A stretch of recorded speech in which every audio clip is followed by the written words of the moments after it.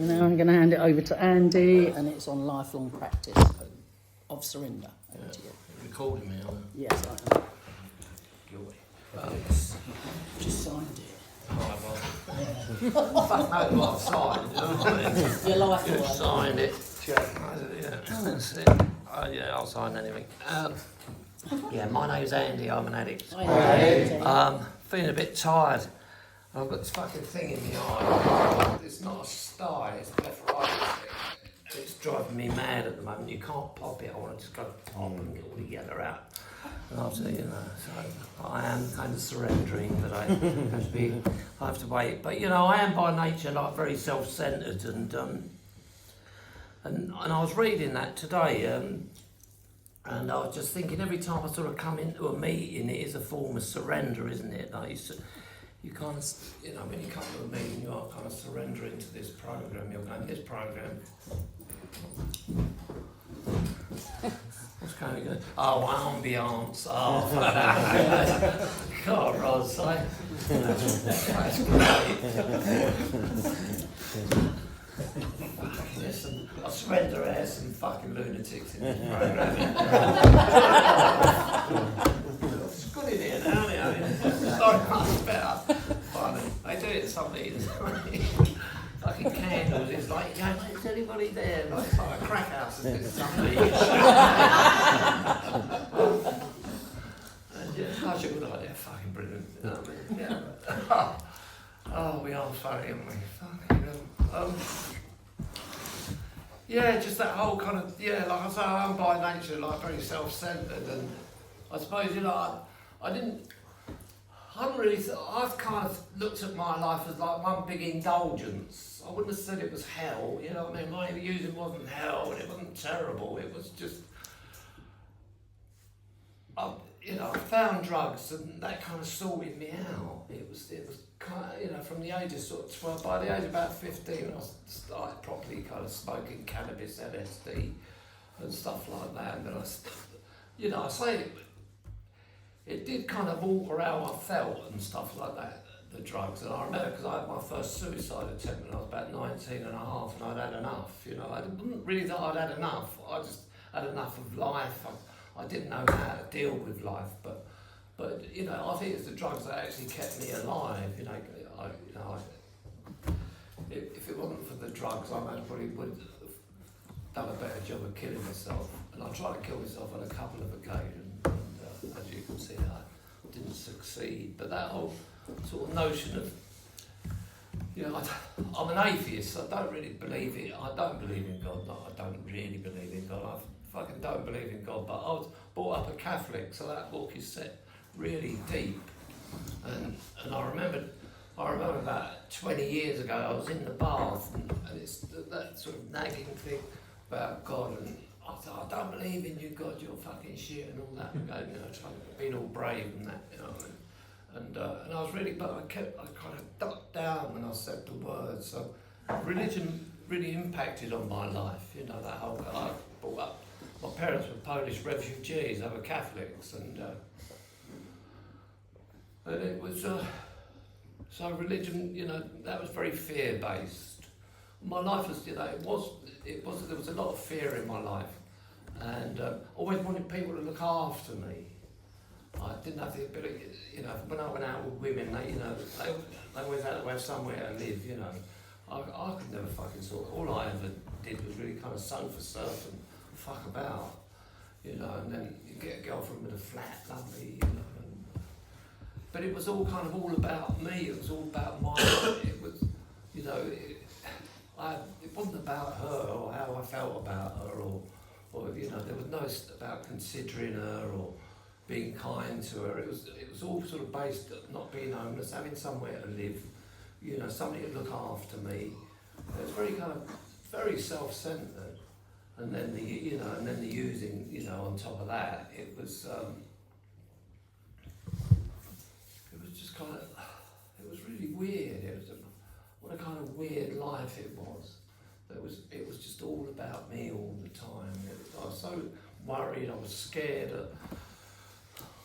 I remember going, but I've never really kind of felt fear. I remember The only time I ever really felt fear was, I was at Elephant and Castle and I had this overwhelming sense of dread and terror. And it lasted for about 25 minutes and then it passed. And the drugs just kept all that stuff, all that insecurity at bay. And I thought I was kind of normal really, but I was very self-centered. I was just used people, And then that sort of self-indulgence ran its course by the time I tried to clean up when I was 30, and then I relapsed, and then I used for another 10 years, and then at the age of 39 I cleaned up again, and then I started going to NA. I'd been to a few meetings around 84, 85, and then in 87 I went to rehab, and they had H&I came in there, and I'd been in prison, and I'd had meetings in prison, but it was in the second rehab that I grasped this program, and the journey started then, and I didn't have a clue that I was self-centered. I didn't know anything about surrender. I didn't know what made me tick. I didn't know what I liked.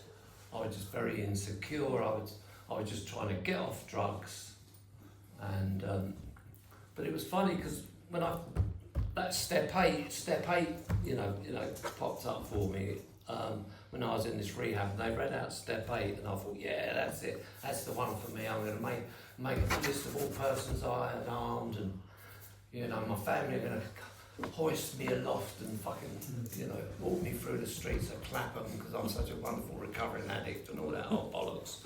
And it's just been a journey, and I only really kind of got in touch, the surrendering. I only kind of really got in touch with that surrendering lark about 6 months ago, and I've been in recovery for 28 years, and I've been bumbling along and bimbling along, and it's been fantastic. I love what we do here, but I was just doing some stuff. I do stand-up comedy, and I was just with all these fucking lunatics, and they're drinking and using, and I really kind of pitched into the because I've never had that before. It was just on me for some reason, just some weird kind of dynamic going on. I haven't got the words to explain it, but I just kind of really drilled into the program. This is what I know this saves my, like I say, every time I go to a meeting, I surrender. When I pick up an empty cup and take it to the kitchen, that's like a fucking surrender for me, because I never do anything really cunt, you know what I mean? Just moving the chair, I feel, you're doing service now, how wonderful you are. It's just bollocks. I've even put 3 chairs away at some time, but it's always like, I'm kind of aware that, and then like about 6 months ago I was with these people, and I just had to drill into the program, and it really, how much I really surrender to this program, how much I rely on this program. It never hit me until 6 months ago. Although I've been going for years, I came in 87. I was clean for 7 years, relapsed for 4 years, and I'm coming up for 28. And but it's been a fantastic journey, and because I think of, I think of surrender, I think the bridge over the River Kwai, white flags and stuff like that. But I do, like today, I do surrender. When the cupboard door today, it was bollocks, and the cupboard door's opens up, and I smash my fucking head against the cupboard door, and I had to kind of surrender. I had to really calm myself down, because all the crockery would have gone off the table and fucking ripped the door off. Or I have to really calm myself, and this program enables me to do that. I can take a beat now. I kind of go, I've got a program. I know what to do, and I've got a lot of acceptance about, I've got a lot of acceptance how lazy I am. I fucking love being lazy. I love doing fuck all. But I'm, and I getting up in the morning, I don't want to get out of that bed. It's coming up 9:15. And I live with someone, you know. And she's lazy too, though. That's great. We're both lazy. It's fantastic. And but it's just, you know, oh God, no, another fight. And you know, they talk about the pain, and it gets painful. By about, you know, when you get because I go to bed late anyway. I go to bed about 2 o'clock, and when I get 9:15, I'm thinking, oh yeah, no. But it's after about 9:15, it starts getting painful. Every fucking joints rating, like you've got to get up and you go, no, another 5 minutes, no, fuck the woman. You know. And then I kind of get up and do my exercises, do my Tai Chi, do a bit of Tai Chi in the morning, and all's good. It's just, yeah, I won't bang it, you know, like it's said, you know, the daily thing of surrender. But I suppose I've been surrendering now since fucking 87. And it's been, you know, it's really paid off. I have a wonderful life. I do interesting things, you know. I've got a lot of self-acceptance. It's okay to be me. You know, I remember as a kid, you know, like I couldn't walk down the road without fucking checking myself out, you know what I mean? How do I look? Oh my God. You know. Never quite looked all right, you know, I never felt all right myself. I had all that shame shit going on, not good enough, you know. And I remember, like, I was born into other people's, you know, I was born into other people's expectations and stories. You know, I had these parents that were refugees. Mother was an alcoholic. Dad was a codependent. My grandfather was a gangster and a fucking womanizer and a drinker. You know, it was kind of a nutty household. There was I had a lot of stuff. You know, like I was well clothed. You know, I was you know, plenty of food in the house and all that. It was difficult. You know, like all our stories are different. Some people have come from terrible poverty and sort of make it and stuff. I was an unhappy child, and so when the drugs came in, I was fucking on my way. It's the swinging 60s as well. Fucking no afros, fucking little black suits. You know, looked fucking great. Love it. And then it came around its course, you know, all that it was a self-indulgent thing, you know. I wouldn't call it hell. You know, even when I tried to commit suicide, I was off my nut, really. I remember that. I took all these sleeping tablets, and then I was so off my head, I thought, I'm not dying.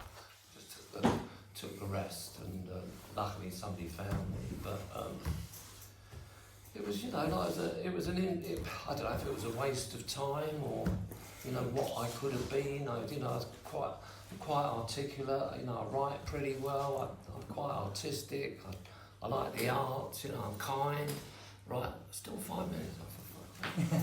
No, but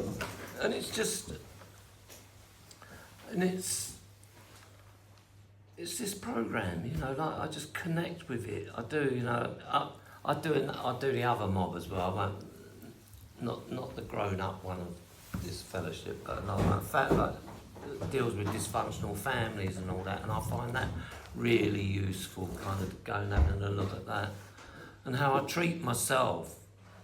I do treat myself well now. I am kind to myself, and that ability to be kind to myself, I can be kind to others.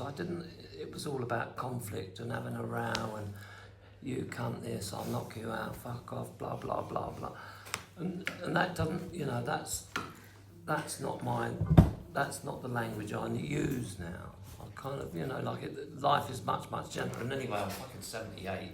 Mind you, I had a tear up a couple of weeks ago, so getting chased around the fucking flats by this guy, you know, I'm a young guy. He crashed out in front of my gaff, and I can't get in the door, and I've gone, blah, blah, and Mimi was with me, and then I said, come on, mate, you know, come on, and then he tried to hook his leg round my leg, and then it all sort of kicked off. He kind of hit me a couple of times, and he couldn't catch me though. He said, you cunt. He was chasing me around his car, and he tried to go the other way, like, and I fucking saw him, and I went the other way. And it all sort of spilled out into the street. I threw there's some plates on this morning. I threw some plates at him, but I won, and it was all okay. It was all okay, you know. I was but life is just much gentler, you know. It's not waking up. I'll tell you, I'm murder in the morning. And I'm like, oh no. Today, but I've got to say, if I've got nothing to do, like that's when it's hard for me to get out of bed. If I've got plenty to do, I'm kind of all right, up and at 'em and out you go. But and that night, you know, like where I accept myself, I like that. But you know, and that's just by coming here, you know, people have been I remember Ali saying at a meeting, and it always touches me. She said, "I'd like to thank all the people that hugged me, all the people that." I just go, I could cry every time I say that, you know, thanks for all the people that hugged me, bought me a cup of tea, took me out to dinner, phoned me up, you know, there's been loads of people on the way, you know, jail, no break, you know, fucking hell, you know, it's, keep coming back and your life is kind of immeasurably better. A lovely Roz here, like, you know, we've had some laughs, you know, it's incredible really, and you know, and I'm 78. I'm going to be 80 in 2 years' time. I've still got it. You know. I think I've still got it. I think I might fucking mislaid it though. The only thing I have got is a fucking enlarged prostate. Hey, fucking that's about it, really. I do, like, because you can't see your face. You sort of the clobber looks all right, so you think your clobber looks young. So you think you kind of look like your clobber, but you don't. Then you look in the mirror and you think, fuck. Hey, man. Don't look bad though, you know what I mean? I'm quite pleased with how I look. It's right. Handsome old chap, bit dapper. You know, and it's all kind of, it's easy. It's kind of easy, isn't it? Ain't better than fucking out there using. Fucking, it'd be driving me mad. I don't drive myself mad anymore, I suppose. And, but I really commit to this stuff, and I still do 3-4 meetings a week, do a bit of service, and put a few quid in the pot, and do a little bit of writing, and phone people, phone my sponsor, phone sponsees phone me, yeah, and try and be considerate of others, you know, be considerate about people, you know, try and meet them where they are, not where I want them to fucking be. You know, that's a big thing for me, and I suppose that's how I treat myself, you know. I just kind of meet myself where I am. I go, well, this is, you know, doing me, and my motto is, you know, I'm doing my best, you know, so fuck you, you know, I'm going to do my best. You know, you can't kind of shift me from that position, and it's nice, it's just lovely, you know, that self-acceptance. It's just as a result, coming here, you know, washing a few teacups, doing a few commitments, you know what I mean, do a bit of literature, do a secretary, whatever, you know, whatever it is we do it. It's got lots of hooks in it, this programme, that's what I love about it as well. People like doing different things in NA, and I'm truly grateful for it. I'm a very happy customer, and I'll leave it there. Thanks very much. Cheers, Andy. Thanks, Andy. Oh, let me stop there.